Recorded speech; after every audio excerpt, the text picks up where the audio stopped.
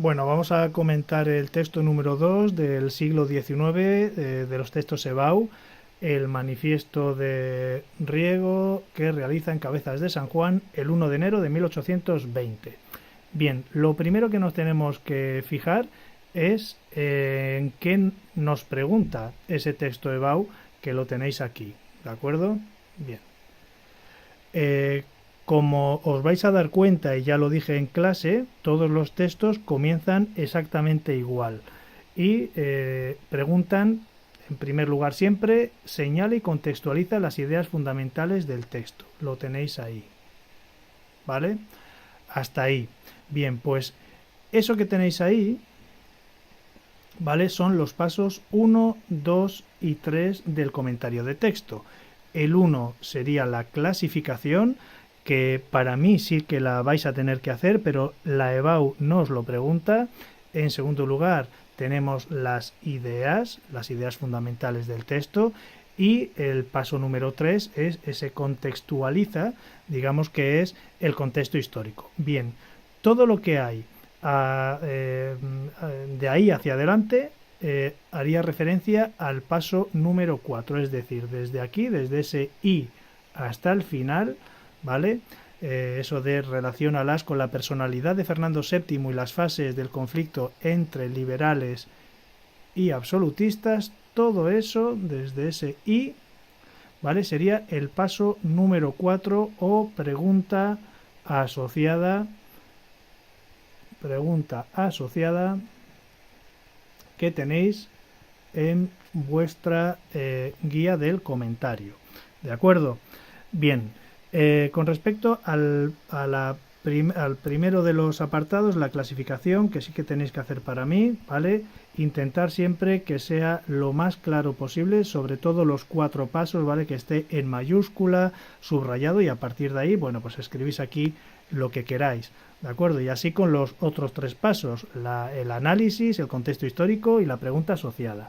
Bien, con respecto a la clasificación, bueno, tiene que ser breve, ¿vale? Primero tendréis que decir si es una fuente primaria o secundaria, decís el por qué, tenéis una fórmula, pero bueno, antes de todo esto tendríais que decir, bueno, pues este es un fragmento de texto del manifiesto de Rafael del Riego que realiza pues en Cabezas de San Juan el 1 de enero de 1820. Ahí tenéis todos los datos, es decir, primero decís que es un fragmento de texto, siempre os van a poner un fragmento de texto, luego decís quién lo escribe y dónde y cuándo. ¿De acuerdo? Una vez tengáis eso, pues decís según su origen, pues va a ser una fuente primaria o secundaria, lo justificáis, ¿de acuerdo? Luego, según su forma, bueno, pues os vais a la guía del comentario y tenéis ahí 4 tipos de forma de un texto, ¿vale? Que va a ser ese texto jurídico, puede ser un texto histórico literario, un texto histórico circunstancial o un texto historiográfico. Bien, si no lo tenéis muy claro, yo os aconsejo que lo descartéis, ¿vale? Por ejemplo, un texto historiográfico que es un libro de historia, pues obviamente esto no es un texto historiográfico, o un texto jurídico, bueno, que hace referencia a leyes, decretos, constituciones, etcétera, pues tampoco es un texto jurídico, así que os quedan esos dos que os he comentado antes. Lo identificáis y lo justificáis, decís el por qué. Una vez ya tenemos la forma, tendremos que hablar del autor. Bien, si vais a los apuntes, tenéis un recuadro, incluso con un retrato de Rafael del Riego. Bien, pues ahí se habla de su biografía un poquito, podéis resumirla, y eso es lo que tendréis que meter en el autor. Y por último tenemos el destinatario, es decir, a quién va dirigido este texto, ¿de acuerdo? Bien, en segundo lugar tendremos que hacer el análisis o las ideas principales. Bueno, lo he puesto en minúscula, pero ponerlo, si podéis, en mayúscula. Bien, esta es la parte más importante o una de las más importantes del comentario de texto. Lo primero que tendríamos que hacer es, pues como os he dicho, ir de 5 en 5 enumerando las líneas del texto, ¿vale? 5, bueno, no puedo con el dedo señalar muy bien, bueno, 10, 15, ¿vale? Y vais haciendo así, ¿vale? Ahí no puedo escribir. Bueno, 15, vale. Porque así vais a situar las ideas que queréis decir, bueno, pues en la línea exacta, y en lugar de copiar lo que dice el texto, pues simplemente utilizáis la línea exacta entre paréntesis, y lo que os van a valorar sobre todo es la explicación de lo que queráis o lo que tengáis que decir de estas ideas, ¿vale? Bien. Como veis, el texto se divide en 3 párrafos también, que nos van a ayudar también a localizar esas ideas en el texto. Es decir, si decimos el primer párrafo, pues ya sabemos que nos estamos refiriendo a esta parte de aquí. El segundo párrafo, pues nos estamos refiriendo a esta parte de aquí, y el tercer párrafo, obviamente, a esta parte de aquí, ¿vale? Entonces, si decís, en el tercer párrafo se dice tal cosa, y ponéis entre paréntesis el número de línea de esa idea que queréis comentar, ¿vale? Bien, y así vamos a ir comentando este texto. Bien, lo primero que tendríamos que decir es la idea general de todo el texto. Es decir, primero en el análisis se dice la idea general de todo el texto. Bien, obviamente después de leer el texto, ¿vale? Tomaros vuestro tiempo, ir subrayando lo más importante que veáis. Pues evidentemente la idea general de todo el texto es el restablecimiento de la Constitución de 1812. Porque se considera que es el régimen más justo, ¿vale? Y además con respecto a la monarquía absoluta. Y también se puede ver que es una injusticia enviar a los soldados a América, porque esos soldados normalmente proceden de las digamos de los estratos sociales más desfavorecidos, ¿vale? Así que esa sería la idea general: restablecimiento de la Constitución de 1812, y como idea secundaria, si queréis decir, bueno, pues que se envían a estos soldados procedentes de los grupos sociales más desfavorecidos a una guerra que además es injusta, ¿vale? Bien, vamos a ver que este texto, aunque aparece dividido en 3 párrafos, en realidad podemos dividirlo en 2 partes, ¿vale? Yo pondría una primera parte en estos 2 primeros párrafos, ¿vale? Una primera parte y una segunda parte en este tercer párrafo. Bien, ¿qué vemos en el primer párrafo? Bueno, pues en el primer párrafo lo que vemos se hace referencia en primer lugar a la indefensión de las tropas, y a que estos no tienen unos medios adecuados, ¿vale? Yo eso lo veo en las líneas 1 y 2, ¿vale? Dice aquí, yo no podría consentir como jefe vuestro que se os alejase a vuestra patria en unos buques podridos. Bien, lo de los buques podridos es significativo, y además dice, para llevaros a hacer una guerra injusta. Bien, vamos a detenernos en las dos primeras líneas. Bien, nos dice aquí que, bueno, yo os voy a explicar un poquito el proceso, ¿vale? Porque para esto hay que leer un poquito el tema 2 de la independencia de las colonias españolas en América. Resulta que, bueno, en 1818 Fernando VII había proyectado el envío de un gran ejército a las colonias americanas para acabar con el movimiento. En principio va a ser, digamos, emancipador, luego ya se convirtió en un movimiento independentista. Fernando VII pretendía enviar unos 22.000 hombres, ¿vale?, cuyo destino iba a ser el Río de la Plata, para sofocar estos brotes independentistas que sobre todo se estaban dando desde Buenos Aires y desde Paraguay. La salida estaba preparada para 1819, y bueno, pues digamos que de haberse concretado, bueno, pues hubiese tenido unas consecuencias totalmente desastrosas, pero bueno, pues por circunstancias, sobre todo para preparar, digamos, los barcos, los pertrechos para la guerra, bueno, pues se fue demorando su salida, ¿vale? Para transportarlo a este ejército de 22.000 hombres hacía falta una gran flota que España no tenía.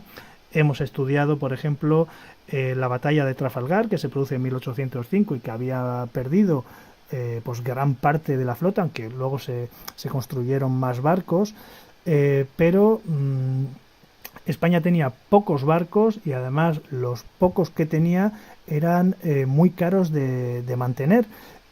Por lo tanto, muchos de estos barcos no durante su vida militar, bueno, ni siquiera se movieron del puerto. Así que lo que hizo Fernando VII, bueno, pues fue comprar una pequeña flota, ¿vale?, a los rusos, que además era de segunda mano y, bueno, pues parece ser que le había ofrecido un buen precio. Pero claro, ya sabemos que todo lo que se compra barato al final sale caro, porque esa flotilla más bien pues estaba en pésimas condiciones y bueno, pues no estaban aptas para hacer la guerra. De hecho, si no recuerdo mal, los barcos por aquella época se hacían de roble, de madera de roble, pero estos barcos, quitando uno, creo recordar, solo uno, estaban hechos de madera de pino, que era una calidad pues bastante menor, ¿no? Así que esto de los buques podridos hace referencia a que, bueno, pues los barcos con los cuales van a salir pues no tenían los medios adecuados, ¿vale? Y luego además nos dice aquí que en la línea 3 que la propia guerra es injusta, ¿vale? La guerra es injusta. ¿Por qué? Porque ya veremos luego cómo los colonos, bueno, pues habían reivindicado una serie de cosas que las cortes, bueno, pues no escucharon, no acabaron de tenerlo en cuenta. Recordamos que en el bloque 4, en el siglo XVIII, os dije que esa expedición de Malaspina Bustamante, bueno, pues uno de los objetivos de esa expedición era bueno, escuchar las quejas, las necesidades económicas que tenían las colonias. Bien, pues aquí tenemos esa consecuencia, ¿no? Porque la respuesta de Fernando VII va a hacer la guerra. Además, digamos, nos dice aquí también, ni que os compeliese a abandonar a vuestros padres y hermanos dejándolos sumidos en la miseria y la opresión. Bien, en esas líneas, en las líneas 3 y 4, ¿vale? Incluso la 5 como consecuencia, se habla del famoso sistema de quintas, ¿vale? El sistema de quintas, el sistema de reclutamiento de quintas, que se inicia con Carlos III, también lo vimos en el bloque 4, ¿vale? Bueno, pues llevaba prácticamente al ejército a los pobres, mientras que los ricos se libraban de esas obligaciones militares mediante la redención en metálico, es decir, mediante el pago de una cantidad de dinero, la sustitución, es decir, irían otras personas en su lugar a luchar, o incluso el soborno. Este sistema de quintas que obligaba prácticamente a ir a los más pobres a ir a la guerra se mantuvo hasta el siglo XX, así que era un importante problema, ¿vale? Bien, más cosas que podamos ver en este segundo párrafo que tenemos aquí. A ver, en este segundo párrafo, aquí, en este segundo párrafo, lo que podemos ver es que nos dice: si a vosotros arrebatan del paterno seno, porque en lejano, bueno, aquí nos dice lo mismo, lo del que nos arrebatan del paterno seno, claro, hace referencia a que si la gente pobre va a la guerra, bueno, pues deja a sus familias en la miseria, ¿vale? Si os arrebatan de vuestra casa, ¿vale? Nos dice ahí, además, a lugares lejanos y bueno y opuestos climas, ¿vale? Porque el clima que hay en América pues es un clima tropical con mucha humedad, con muchas enfermedades. Bien, nos dice que la guerra es inútil, así que aquí ya ha calificado la guerra de dos maneras. Nos ha dicho que la guerra es inútil y que la guerra es injusta. Yo creo que esto lo tenéis que tener en cuenta a la hora de comentar de forma relacionada. Es una guerra injusta e inútil. Esa guerra de contra los colonos americanos. Vale, nos dice aquí que la Constitución, sí, la Constitución basta para apaciguar a nuestros hermanos de América. Aquí lo que nos dice, vale, es que esas Cortes de Cádiz, bueno, pues no escucharon lo que les dijeron los criollos, digamos, los que fueron a las Cortes, porque lo que pedían básicamente eran igualdad fiscal. Esto es importante que lo apuntéis: igualdad fiscal, representación política y libertad de comercio. Eso lo vais a ver claramente en las causas de la independencia de las colonias americanas. Así que, según Riego, la aplicación de la Constitución podría lograr ese acuerdo sin recurrir a la guerra. Eso lo tenemos en las líneas 6 y 7, ¿vale? Lo tenemos aquí. La Constitución, si la Constitución basta para apaciguar a nuestros hermanos de América. ¿De acuerdo? Bien. Y nos quedaría la segunda parte, ¿vale? Que es el tercer párrafo. Bien, la segunda parte o el tercer párrafo lo que hace es que realiza una auténtica crítica al poder absolutista, ¿vale? De Fernando VII, cuando llega en 1814 e instaura el sexenio absolutista. Eso lo vemos en las líneas 8 y 9, ¿vale? 4, 3, 7, 8 y 9 serían esta, a ver si lo puedo hacer aquí, en las líneas 8 y 9. Dice que España está viviendo a merced de un poder arbitrario y absoluto. Eso es una crítica, ejerció sin el menor respeto a las leyes fundamentales de la nación. Aquí lo que está haciendo es criticar el poder absolutista de Fernando VII cuando llega en 1814 e instaura ese sexenio absolutista con ese decreto que realiza el 4 de mayo de 1814 y anula toda la obra de Cádiz. Además, nos dice aquí que el señor Riego nos recuerda que los españoles patriotas lucharon por él en la guerra de la independencia. Nos lo dice aquí: el rey debe su trono a cuantos lucharon en la guerra de la independencia, en esas líneas 9 y 10. ¿Vale? Además, a partir de ahí nos dice que Riego, pues obviamente va a defender el liberalismo de la Constitución de Cádiz y la soberanía nacional, diciendo que que el rey no ha jurado, sin embargo, la Constitución que es el pacto entre el monarca y el pueblo, el cimiento de la encarnación de toda nación moderna.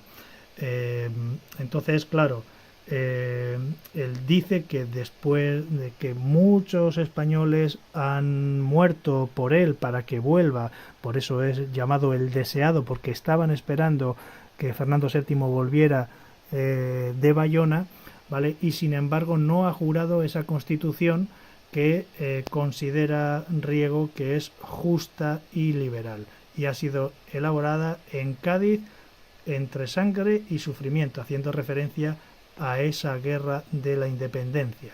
¿De acuerdo? Bien. Así que, bueno, pues destaca la necesidad, ¿vale? Destaca la necesidad.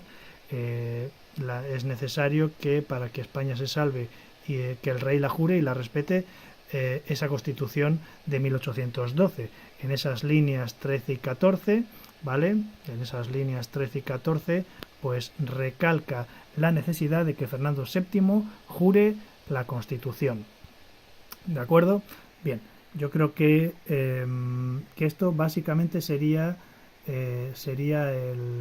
las ideas fundamentales del texto. ¿De acuerdo? Bien, el paso número 3 es el contexto histórico. Bien, el contexto histórico. Bien, contexto histórico.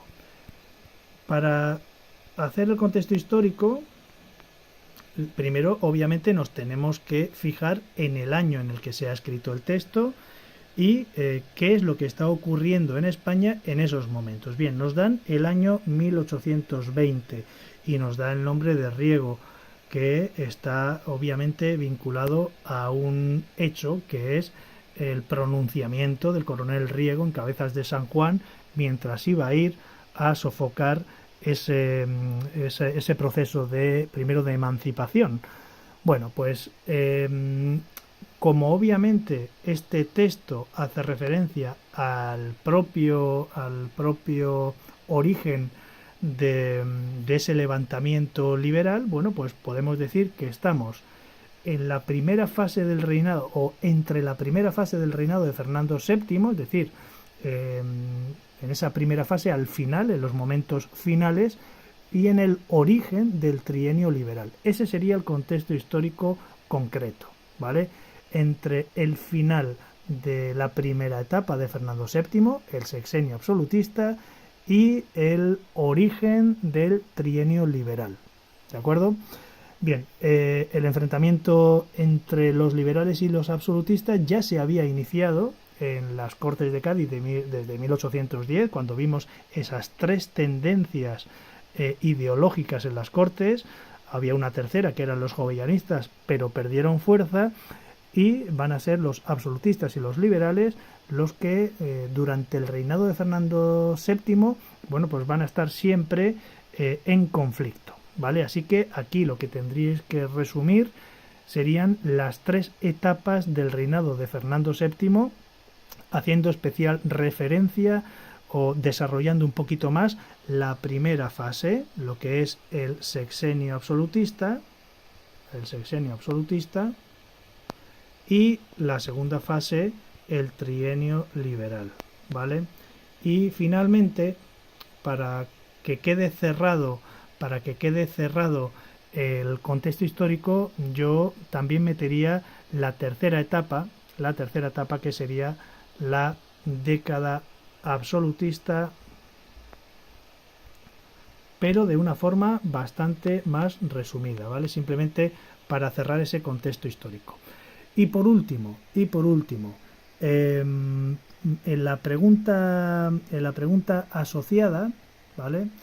En la pregunta asociada tendríamos que meter varias cosas. Nos preguntan varias cosas. Vale, la pregunta asociada, pues, bueno, sé que la letra es mala, me vais a perdonar porque escribiendo con el dedo pues es la mejor letra que puedo hacer. La pregunta asociada nos preguntan, para eso vamos a ir arriba, ¿vale? Nos preguntan, en primer lugar, ¿vale? Pues son varias cosas y tenéis que estar atentos a lo que se nos pregunta. En primer lugar, la personalidad de Fernando VII. Tenéis un recuadro a lo largo del tema o de la parte del bloque donde nos habla de la personalidad específica de Fernando VII. Bien, pues eso se lo clavamos tal cual, ¿de acuerdo? Y luego nos preguntan las fases del conflicto entre liberales y absolutistas. Bien, pues aquí tendríais que hacer, bueno, pues más o menos un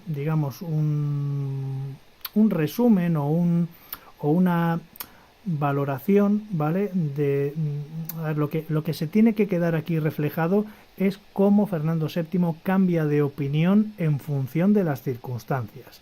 Así que tendríamos que decir que es un rey muy interesado, ¿vale?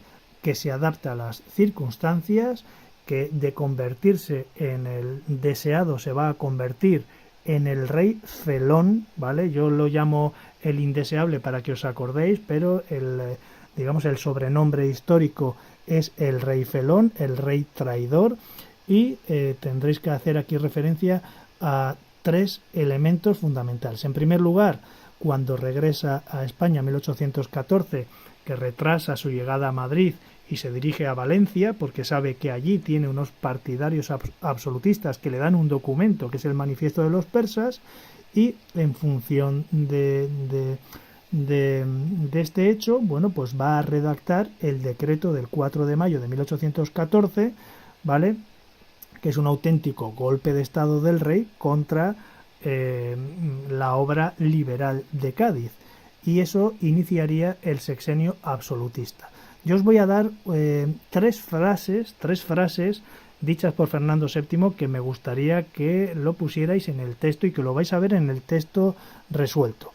Esta primera fase, cuando viene y anula todo lo de Cádiz, con ese decreto del 4 de mayo de 1814, él dice expresamente en ese decreto, que era un antiguo texto de Bau, dice como si tales actos no hubiesen sucedido jamás, ¿vale? Esa es la frase explícita que resume esta parte de su reinado. Bien, en segundo lugar, tras el triunfo del pronunciamiento de Riego de 1820 durante el trienio liberal, pues él va a aceptar la Constitución de 1812, pero que él mismo despreciaba esa Constitución, ¿vale? Y la frase que caracteriza a este periodo, ya la he dicho en alguna ocasión en clase, sería: marchemos por la senda constitucional y yo el primero. Sin embargo, como tenía, según la Constitución de 1812, que habéis hecho el comentario de texto, tenía un poder que era el derecho de veto. Bien, pues Fernando VII, siempre que podía, vetaba todas las leyes que podía, y además conspiraba dentro del propio país con los voluntarios de la fe, ¿no?, que ya dijimos que consiguen hacer un poder paralelo en Urgel, eso lo tendríais que poner en el contexto histórico, pero también fuera del país, porque pidió ayuda a los países absolutistas de la Santa Alianza, ¿vale? Así que eso estaría en el trienio liberal, y él, como veis, se adapta a las circunstancias. Él va a aceptar la Constitución del 12. Bien, y por último, en 1823, cuando obviamente la Santa Alianza escucha, digamos, las súplicas de Fernando VII, bueno, pues por el Congreso de Verona envió un ejército conocido como los 100.000 hijos de San Luis, y va a reponer a Fernando VII en el trono hasta que muere en 1833, iniciándose esa década absolutista u ominosa entre 1823 y 1833. Y aquí la frase que tendríais que poner y que digamos explica el periodo en solo una frase sería: son nulos todos los actos del gobierno llamado constitucional. Bien, pues como veis, en esa pregunta asociada se ven las tres fases del contexto histórico, pero encarnadas en la personalidad de Fernando VII. Primero, cuando viene, anula la obra de Cádiz. En segundo lugar, cuando le apuntan con la bayoneta y le obligan a jurar la Constitución de 1812, jura esa Constitución de 1812, y cuando la Santa Alianza le envía un ejército para acabar con ese trienio liberal, obviamente porque él es absolutista, considera nulos todos los actos del gobierno llamado constitucional. Así que este sería el comentario de texto, ¿vale? Cuando me enviéis el comentario de texto, yo os lo envío resuelto. Quiero que miréis el vuestro, que lo comparéis, que os detengáis en leerlo, que os detengáis en a ver cómo lo puedo completar, en qué he fallado, si me ha faltado por meter algo, que comprendáis el texto, sobre todo que os detengáis en las ideas principales, ¿de acuerdo?